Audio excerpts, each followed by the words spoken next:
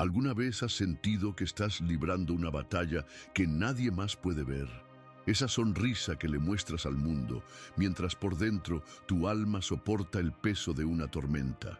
Ese estoy bien que respondes.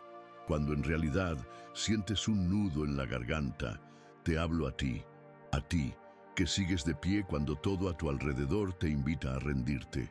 A ti, que encuentras fuerzas en la madrugada, cuando el único testigo de tu angustia es el silencio. El mundo ve tu esfuerzo, pero no conoce la fuente de tu poder. Creen que es tuya, pero tú y yo sabemos la verdad. Esa fortaleza que te sostiene no nace de la casualidad, es un eco del cielo. Una promesa susurrada en tu corazón que te dice, no estás solo, no estás sola. Hoy no he venido a darte un simple mensaje. He venido a recordarte quién eres, un guerrero, una guerrera de la luz, en un mundo que a menudo prefiere la oscuridad. Y este video es la armadura que necesitas para la batalla de esta semana. Por eso, si sientes que estas palabras ya están tocando tu espíritu, haz esto ahora mismo. Presiona el botón de me gusta como una declaración de que eliges la fe por encima del miedo. Escribe Dios es mi escudo en los comentarios para que juntos formemos una cadena de fortaleza que inspire a cada persona que la lea. Y si aún no eres parte de esta familia, suscríbete y activa esa campana, porque nuestra misión es construir un ejército de almas valientes. No te vayas. Quédate conmigo hasta el final, porque la bendición que ha sido preparada para ti hoy no es para que la escuches, es para que la recibas en lo más profundo de tu ser. Vamos a empezar.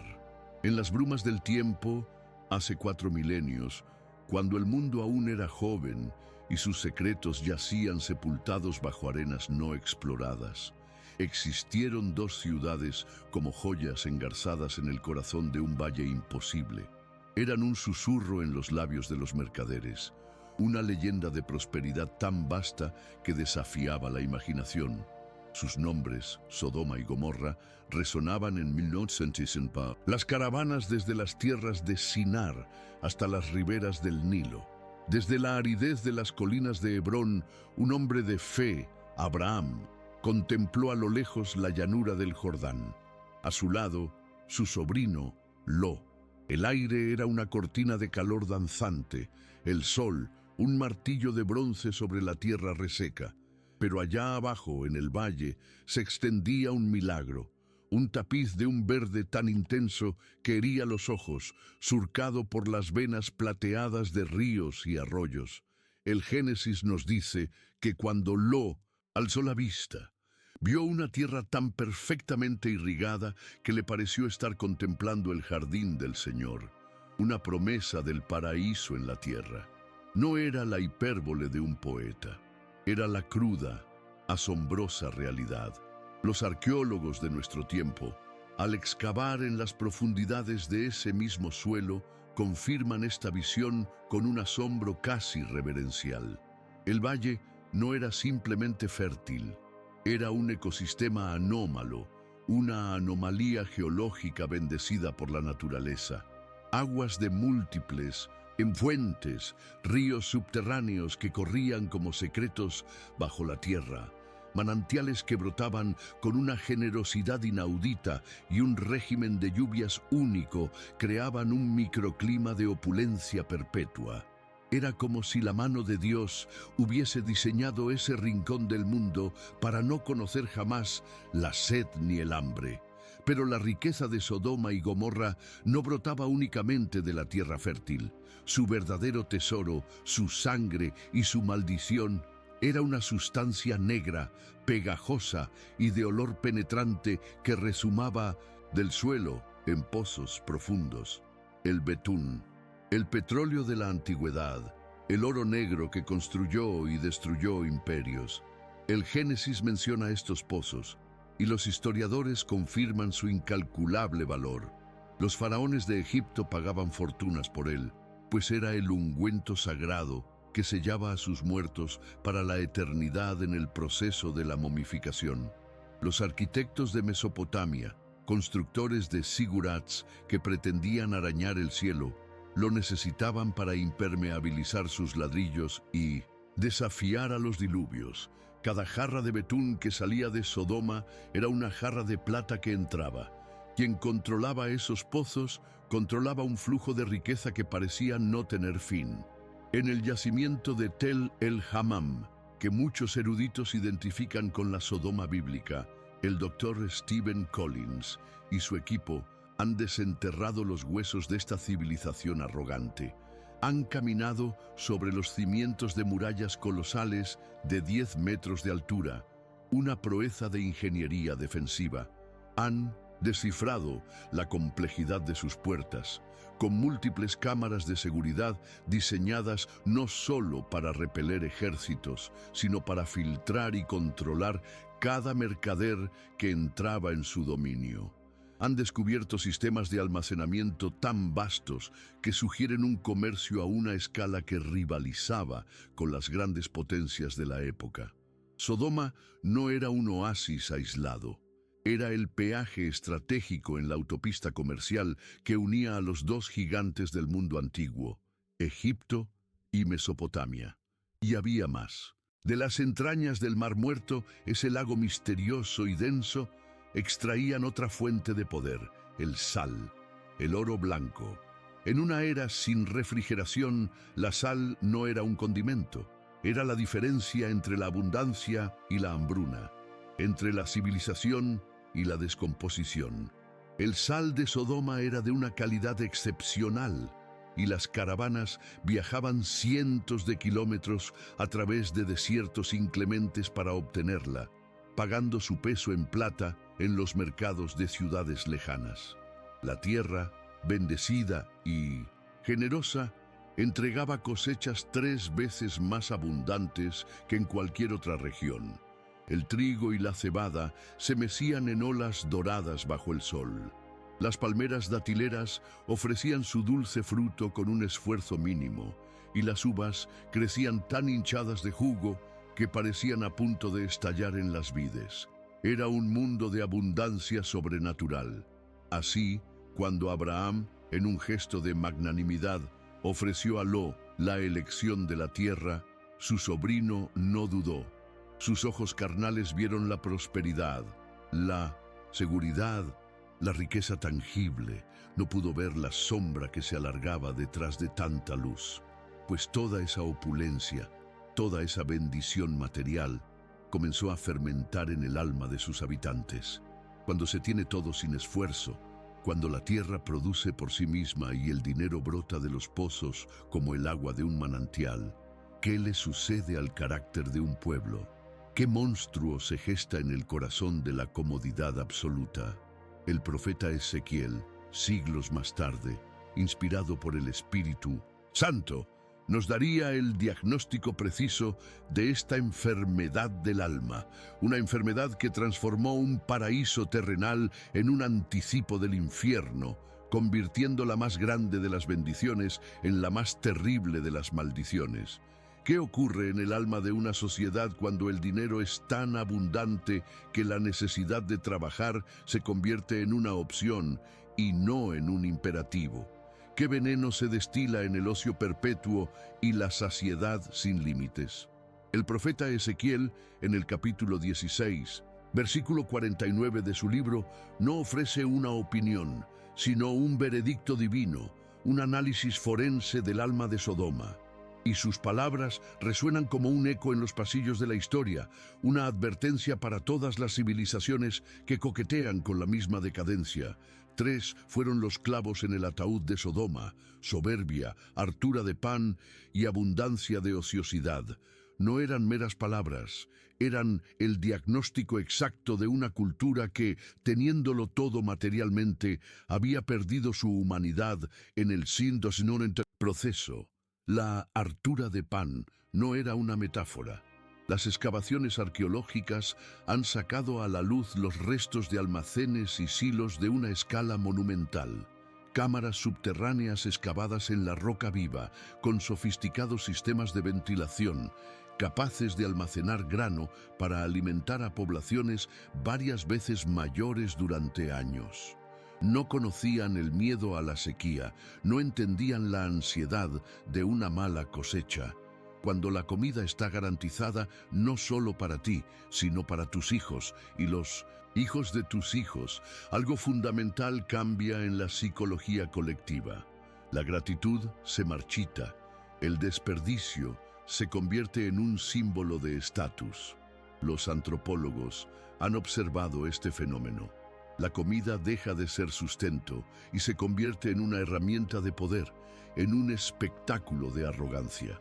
Los banquetes no se celebraban en ocasiones especiales, eran la rutina diaria de una élite que había olvidado el valor de una simple espiga de trigo.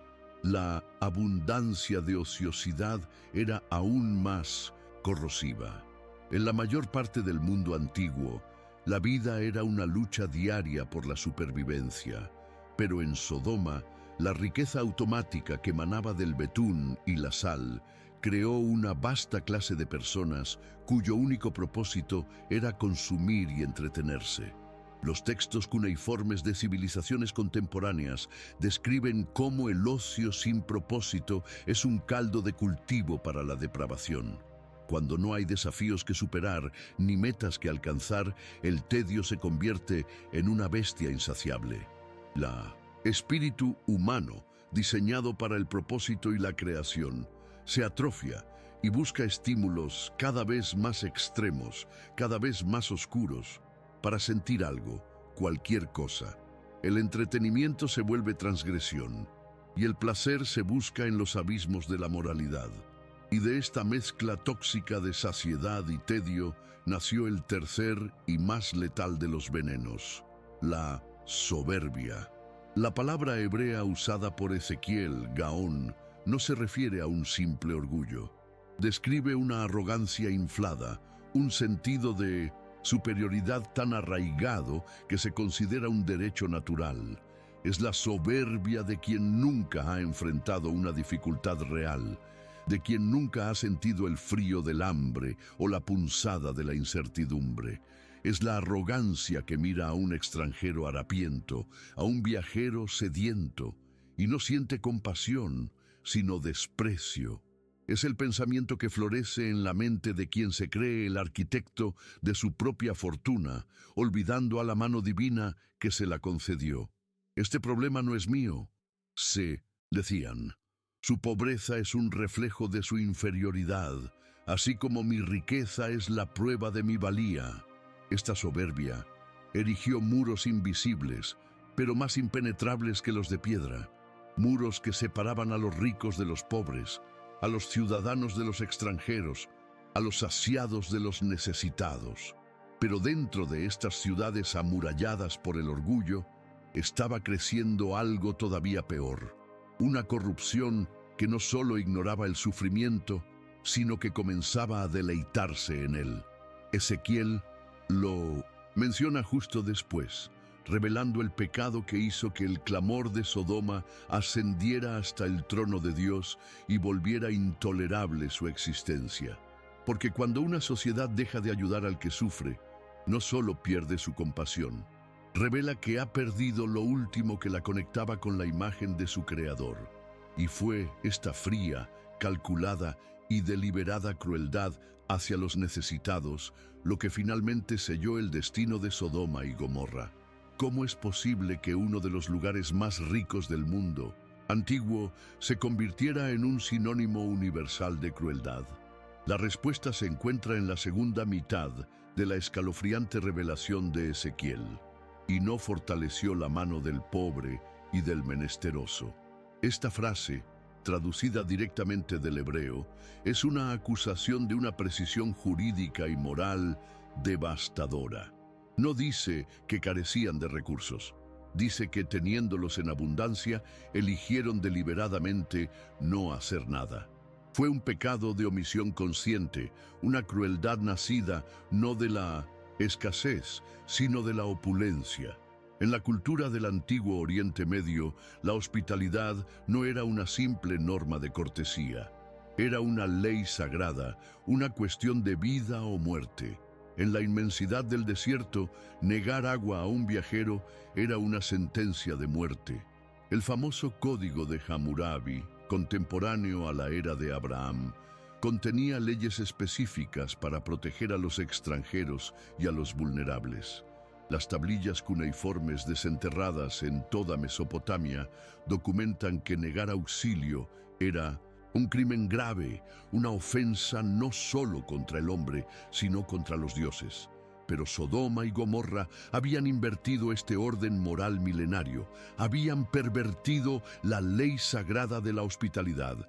Los estudios sobre los códigos legales cananeos de la época sugieren que estas ciudades desarrollaron un sistema social retorcido, donde ayudar al pobre era visto como una debilidad, una insensatez que disminuía el patrimonio propio.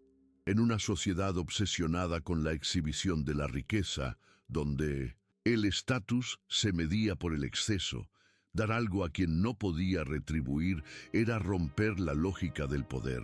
Era un acto ilógico, un desperdicio. La propia arquitectura de la ciudad, revelada en las excavaciones de Tel el Hammam, gritaba esta filosofía de aislamiento egoísta. No se han encontrado grandes plazas comunitarias o espacios públicos diseñados para la interacción social. En su lugar, vemos casas opulentas con patios elaborados vueltos hacia adentro, protegidas por muros altos que las separaban no solo del mundo exterior, sino también de sus vecinos. Era una urbanística del egoísmo, diseñada para la privacidad y el aislamiento, no para la comunidad. La violenta reacción de los hombres de Sodoma cuando Lot intenta proteger a sus huéspedes celestiales es la prueba más clara de esta mentalidad. En Génesis 19, versículo 9, le gritan con desprecio: «Quítate de ahí. Este individuo vino aquí como un forastero y ya quiere actuar como juez». En su mente retorcida, la defensa de un extranjero era un acto de traición a su sistema de exclusión. Lot, al mostrar hospitalidad, estaba juzgando y condenando su propia cultura de crueldad. Los historiadores han identificado este patrón en múltiples sociedades antiguas que alcanzaron una prosperidad extrema. A mayor desigualdad interna, mayor es la crueldad con los de afuera. El dinero en exceso creó una burbuja social en Sodoma, una cámara de eco donde los ricos solo escuchaban sus propias voces, reafirmando su superioridad hasta que dejaron de ver a los pobres como seres humanos.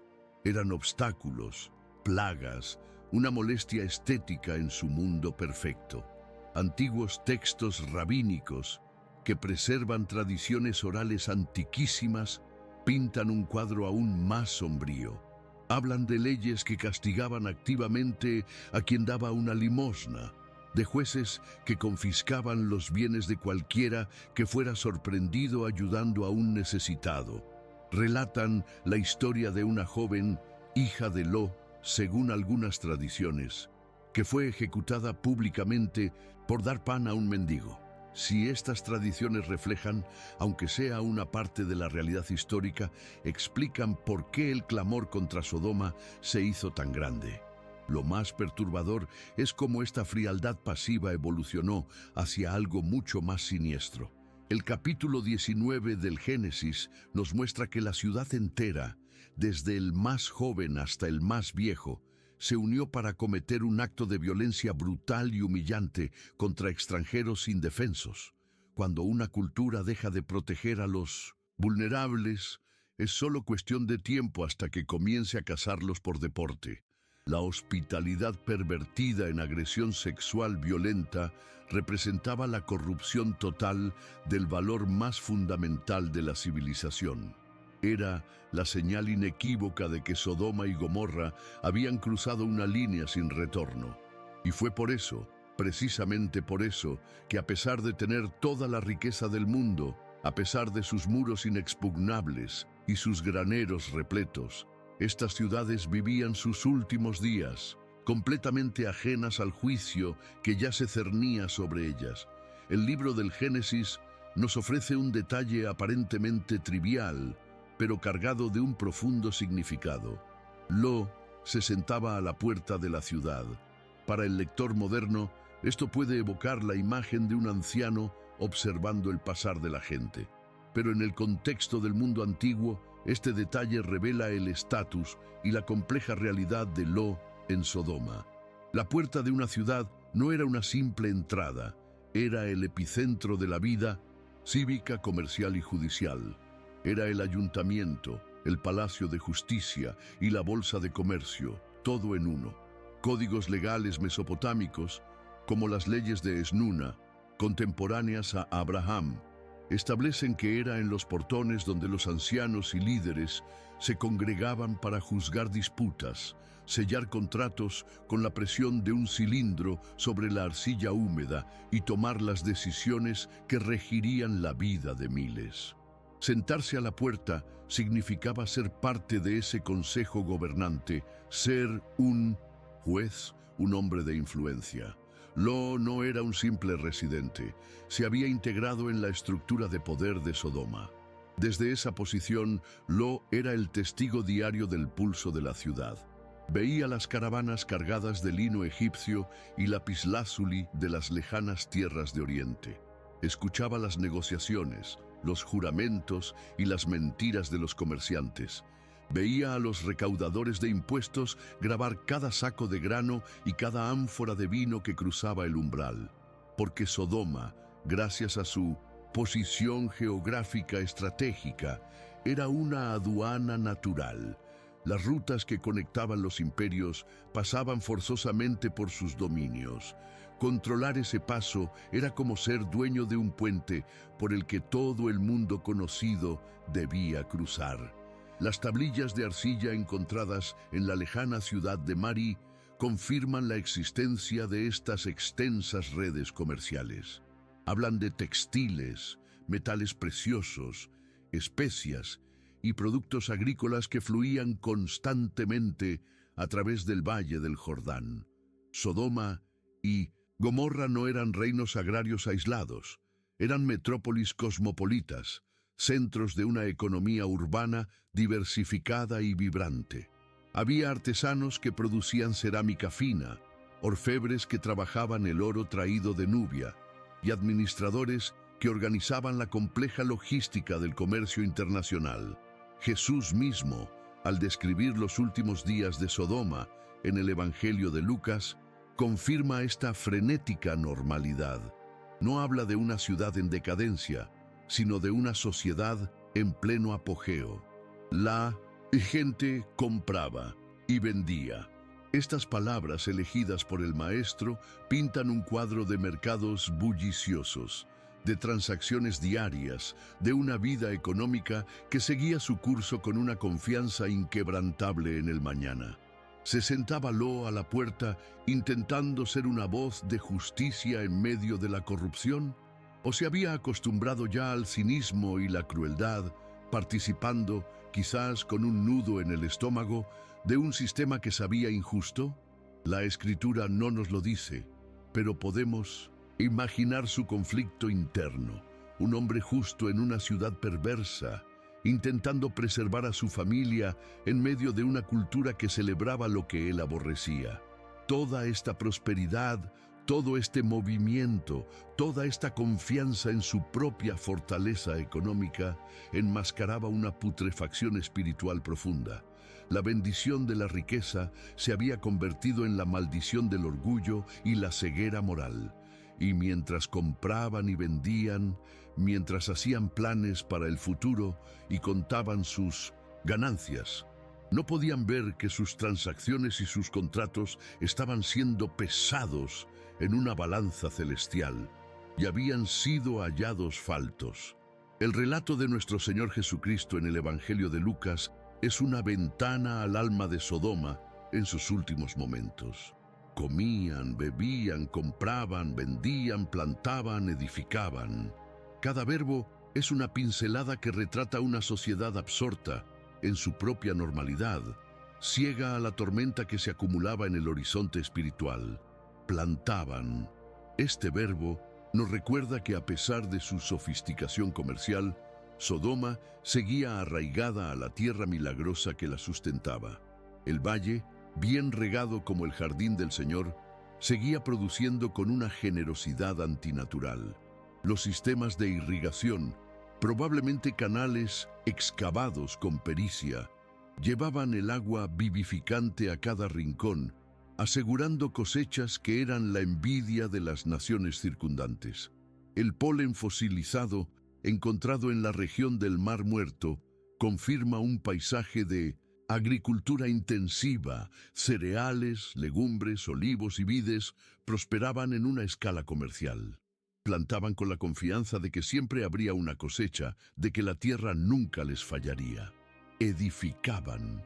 Esta palabra sugiere una ciudad en constante crecimiento, una metrópolis que invertía en su futuro. No era una civilización estancada o en ruinas. Se construían nuevas casas, se reforzaban las murallas, se ampliaban los almacenes. La construcción es un acto de fe en el porvenir, una declaración de permanencia. En Sodoma, esta fe no estaba puesta en Dios, sino en su propia riqueza y poder. Cada ladrillo colocado era un ladrillo más en el muro de su arrogancia. Bebían. En el contexto bíblico, este verbo a menudo trasciende la simple necesidad de saciar la sed.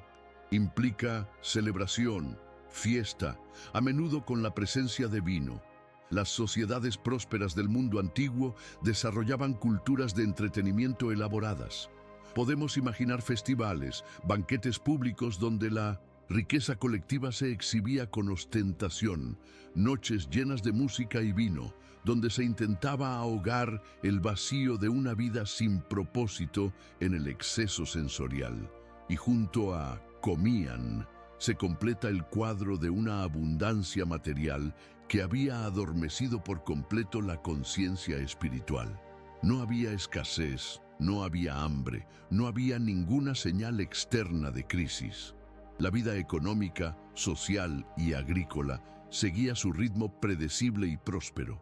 Los contratos se firmaban, los niños jugaban en las plazas, las familias se reunían para cenar. Todo era normal, terriblemente normal.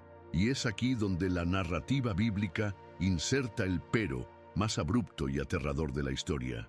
Lucas 17:29. Mas el día en que Lot salió de Sodoma, llovió del cielo fuego y azufre, y los destruyó a todos. La conjunción adversativa más actúa como el filo de una guillotina, separando la normalidad absoluta de la aniquilación instantánea. No hubo un período de advertencia, ni una decadencia gradual, ni signos en el cielo que los astrólogos pudieran interpretar. La lección que Jesús extrae de Sodoma no es sobre buscar señales apocalípticas en el mundo exterior, es una advertencia mucho más profunda y personal. Es sobre la condición moral interna que puede hacer a una sociedad o a un alma completamente vulnerable al juicio divino, sin importar cuán estable, próspera o exitosa parezca desde fuera. La destrucción de Sodoma no fue un accidente, fue la consecuencia inevitable de una prosperidad que había divorciado la bendición material de la responsabilidad moral. El relato del Génesis describe el acto del juicio con un lenguaje de una sobriedad escalofriante y una precisión teológica absoluta. Entonces Jehová hizo llover sobre Sodoma y sobre Gomorra azufre y fuego de parte de Jehová desde los cielos. La repetición de la frase «de parte de Jehová desde los cielos» no es una redundancia, es un énfasis deliberado, una firma divina sobre el acontecimiento. Subraya que no se trató de un fenómeno natural ordinario, como la erupción de un volcán o un terremoto. Fue una intervención directa, una deconstrucción de la creación en ese lugar específico, por la misma mano que la había bendecido. Durante siglos, los escépticos han relegado este relato al ámbito del mito. Pero la ciencia moderna, al explorar las cicatrices de la Tierra, ha comenzado a descubrir ecos de esta catástrofe, El equipo del Dr. Stephen Collins en Tel el Hammam ha desenterrado una capa de destrucción que habla un lenguaje de violencia cósmica. No son las cenizas de un incendio común ni los escombros de una guerra. Es una capa oscura de aproximadamente 1,5 metros de espesor que contiene fragmentos de cerámica cuya superficie ha sido fundida en vidrio, ladrillos de adobe que se derritieron, piedras calizas que fueron calcinadas y transformadas en yeso. Los análisis de laboratorio de estos materiales son aún más reveladores. Para vitrificar la cerámica de esa manera se requieren temperaturas que superan los 2000 grados Celsius. Ningún incendio convencional, ninguna tecnología antigua conocida podría producir un calor tan extremo e instantáneo sobre una superficie tan vasta. Los científicos hablan de un evento térmico aéreo de una potencia inimaginable, posiblemente el estallido de un meteorito en la atmósfera baja, liberando una energía superior a la de 1000 bombas atómicas. La onda de choque habría pulverizado las estructuras y la bola de fuego subsiguiente habría incinerado todo rastro de vida en un instante. La destrucción fue tan absoluta que, según los registros arqueológicos, la ciudad y sus alrededores permanecieron deshabitados y estériles durante más de 600 años. En este infierno de calor y presión, la trágica figura de la esposa de Lot encuentra una explicación plausible y aún más terrible. Génesis nos dice que miró hacia atrás y se convirtió en una estatua de sal. La región del Mar Muerto está saturada de depósitos salinos. Un evento de calor extremo y una onda de choque cargada de partículas de sal a alta velocidad podrían, teóricamente, cubrir y preservar un cuerpo en un proceso que los geólogos llaman mumificación salina. Su pecado no fue la curiosidad, sino la nostalgia por la corrupción. Su corazón todavía pertenecía a la comodidad y la seguridad de Sodoma, y al volverse fue reclamada por los mismos elementos de juicio que consumían la ciudad. Se convirtió en un monumento eterno a la advertencia de Cristo. Acordaos de la mujer de Lot. Independientemente del mecanismo físico exacto que Dios utilizó, ya sea un impacto cósmico o un milagro directo, los datos científicos confirman lo que la Escritura ha declarado durante milenios. Una civilización próspera y avanzada fue aniquilada por completo en un brevísimo lapso de tiempo. La geografía misma fue alterada permanentemente. La tierra fértil fue esterilizada con sal y azufre, y donde antes florecía un jardín, hoy solo queda desolación. La imagen de la devastación total marca el fin abrupto de dos de las ciudades más ricas del mundo antiguo. Desaparecieron de la historia en cuestión de horas, dejando tras de sí solo sal, cenizas y un relato bíblico que atraviesa los milenios como una advertencia solemne. Una advertencia de que la riqueza sin Dios es un veneno, de que la prosperidad sin justicia es una abominación, y de que la normalidad de la vida cotidiana puede ser la víspera de un juicio inapelable. La historia de Sodoma no es un cuento del pasado, es un espejo oscuro en el que toda sociedad y toda alma debe mirarse con temor y temblor, y así la arena del tiempo cubre las ruinas de lo que un día fue un paraíso en la tierra. Las historias del pasado, como esta, no son solo ecos lejanos, son espejos en los que podemos ver reflejadas nuestras propias vidas, nuestras propias decisiones. La verdadera lección no está en el fuego que cayó del cielo, sino en cómo vivimos nosotros bajo nuestro propio cielo, hoy, en un mundo lleno de ruido, de distracciones, de promesas de riqueza fácil y felicidad instantánea. Es fácil olvidar lo que realmente importa. Se nos olvida construir nuestro refugio interior con los ladrillos de la humildad, la compasión y la fe. Gracias por quedarte conmigo hasta el final de este viaje. Para mí, es mucho más que contarte una historia. es compartir un espacio de reflexión contigo. Si este mensaje te tocó de alguna manera, si te hizo pensar o sentir algo especial, házmelo saber con un me gusta. Es tu forma de decir, estoy aquí y estoy escuchando. Y ahora me encantaría escucharte a ti. ¿Qué te llevas de esta historia? ¿Hay alguna lección que resuena en tu vida ahora mismo? Déjame tu pensamiento en los comentarios. Quiero leerte, porque cada reflexión enriquece a toda esta comunidad. Si quieres seguir descubriendo juntos estas verdades ocultas en las páginas de la historia y de la fe, te invito a suscribirte y a unirte a esta familia. Recuerda siempre que el verdadero tesoro no se puede ver ni tocar. Se siente en el corazón. Que la paz y la claridad te acompañen durante toda la semana. Nos vemos en el próximo video.